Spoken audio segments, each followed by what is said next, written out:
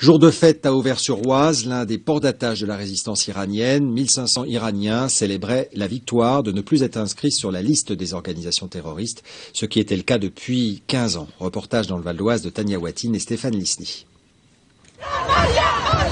C'est l'un des plus beaux jours de leur vie. Ces Iraniens en exil se battent contre la dictature des mollahs à Téhéran. Mais leur organisation, les Moudjahidines du peuple, était qualifiée de terroriste par les États-Unis. Washington vient de changer d'avis.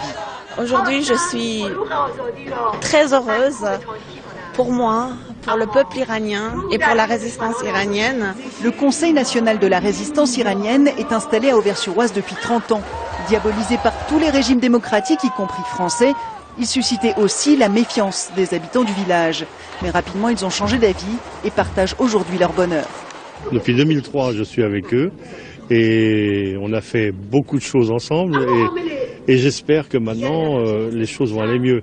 Le régime des mollahs s'est beaucoup appuyé là-dessus en les stigmatisant, en disant on ne peut pas discuter que ces gens-là sont des terroristes et en essayant de faire passer le message partout auprès de tous les gouvernements, de tous les parlements. Maintenant, ce message-là s'effondre. Mariam Rajavi, icône d'une résistance iranienne désormais légitime, peut, avec tous ses militants, se concentrer sur son seul but. Le renversement du régime des mollahs pour l'avenir de l'Iran, un Iran démocratique, laïque et qui est basé sur les valeurs humaines, et spécialement l'égalité entre les femmes et les hommes. Une étape cruciale a été franchie, mais la lutte orchestrée depuis Auvers-sur-Oise pour un Iran démocratique n'est pas encore gagnée.